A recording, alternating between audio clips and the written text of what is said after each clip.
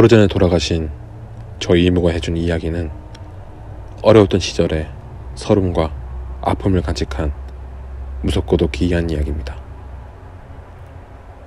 1970년대에 가난했던 그 당시 저희 이모는 군인이셨던 이모부를 따라서 전국을 돌아다니며 5이나 되는 아이들을 키우셨습니다. 대구에 잠시 머물다가 광주로 이사를 가서는 정말 고생을 많이 하셨다고 합니다.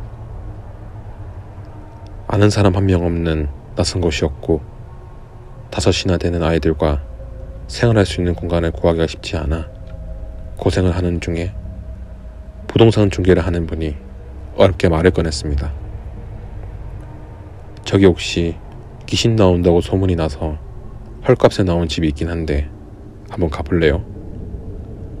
당시의 이모 댁은 너무나 어려운 상황이라 반가운 마음에 앞뒤 가리지 않고 무조건 좋다고 승낙을 하셨다고 합니다.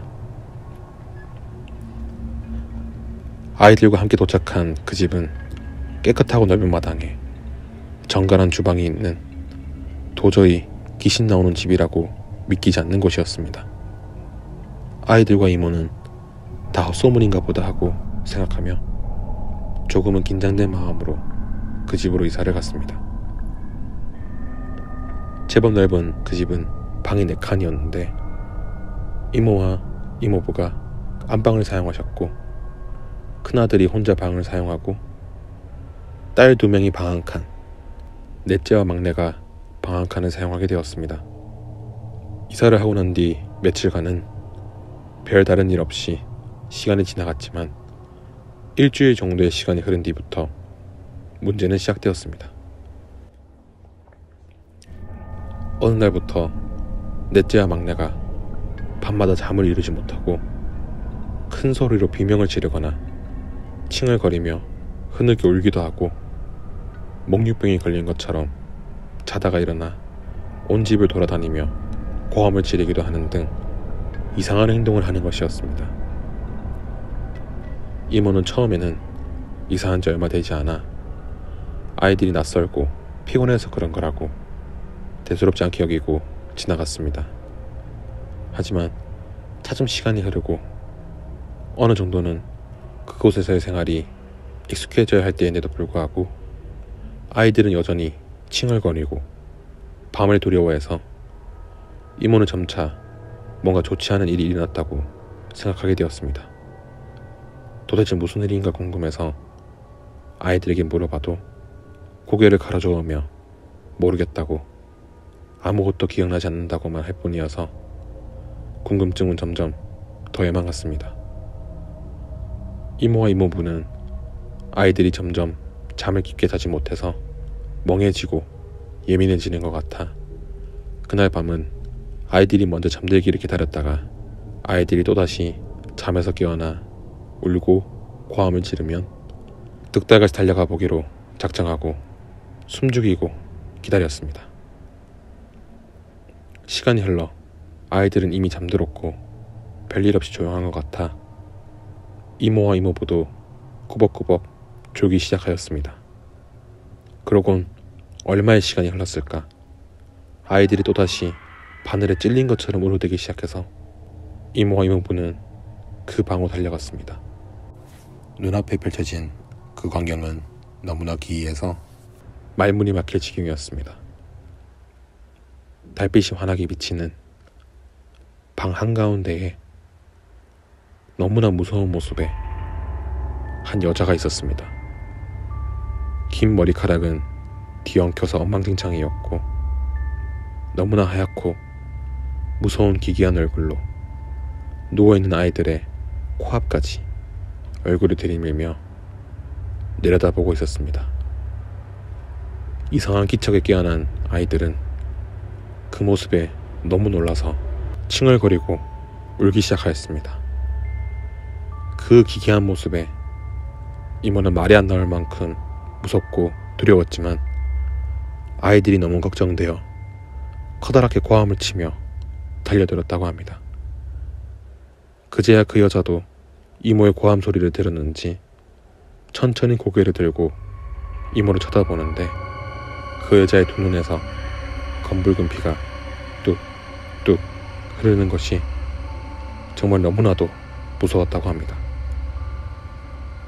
그날 밤은 그렇게 정신없이 지나갔지만 이모는 계속 그 집에서 살 수 있을지 걱정이 되어 이곳저곳을 수소문하기도 하고 부동산 중개인에게 다시 문의도 했지만 속 시원한 말을 들을 수가 없었습니다. 결국 이모는 아이들을 안방에서 잠들게 하고 이모 혼자 그 여자가 나오는 방에서 잠들기로 했습니다. 담력이 세고 겁이 없는 대찬 여장부였던 이모였지만 그 여자가 나오는 방에서 잠든다는 건 온몸이 저릴 만큼 무섭고 두려운 일이었습니다. 자정이 지나고 새벽 1~2시가 되었을 무렵 배다른 일 없이 조용하게 지나가는 것 같아 이모도 눈꺼풀이 스르르 감기는 것이 자신도 모르게 살짝 잠이 들었습니다. 그때였습니다. 잠결에 누군가 방 안으로 슥 들어오는 것 같아 깜짝 놀라서 바라보니 두 눈에 검붉은 눈물이 범벅이 되어 끔찍하고 기괴한 모습의 그 여자가 이모를 바라보고 있었습니다. 공포감에 정신을 놓을 만큼 두려웠지만 이모는 이를 악물고 그 여자를 바라보았습니다. 흰 소복을 입고 달빛이 은은히 비치는 방 한가운데에서 마치 흐느끼는 것처럼 웅얼거리더니 목을 매는 것처럼 행동을 하는 것이었습니다. 그제야 이모는 정신이 번쩍 들었습니다. 저 여자는 이 방에서 스스로 죽은 여자가 분명해. 너무나도 끔찍하고 무서웠지만 날이 밝기를 기다렸다가 부동산 중개인에게 따지듯이 물어보니 저는 살았던 그 집 며느리가 아이를 낳지 못한다는 이유로 시어머니와 가족들에게 서름을 겪다가 그 방에서 결국 스스로 생을 마감하고 말았는데 어찌된 영문인지 아이가 있는 가족이 이사를 오면 그렇게 무서운 모습으로 사람들을 공포에 떨게 만든다고 했습니다.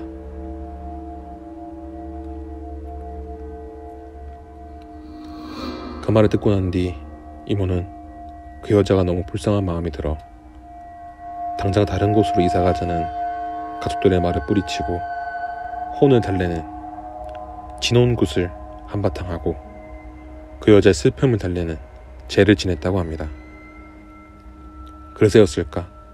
그 후로는 달빛이 환한 밤에도 더 이상 그 여자는 나타나지 않았다고 합니다.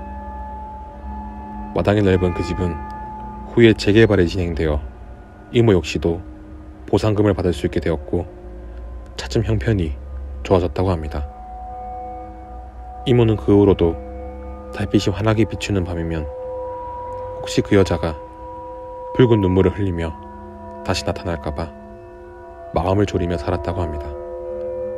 그 여자는 왜 달빛이 비추는 밤에 나타나 잠든 아이들의 얼굴을 들여다보며 깊고 붉은 눈물을 흘렸을까요?